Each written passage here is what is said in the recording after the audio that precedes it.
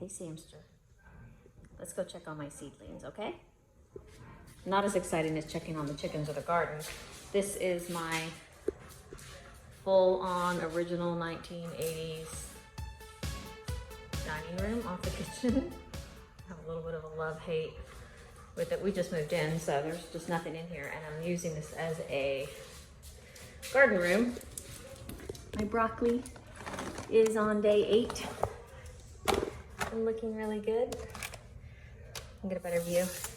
Looking really good. And my romaine is on day 3, I guess. Also looking really good. I'm gonna have to thin those out. I just didn't think they would sprout that successfully.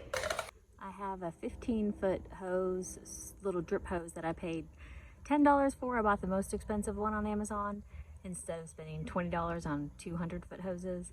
And I think this is gonna be my solution for when I go out of town for 3 or 4 days, because the carrot seeds are in there and they really have to stay moist. So I can't be gone for 4 days without at least trying to get them some water. And I'm hoping this will let me cheat through 4 days.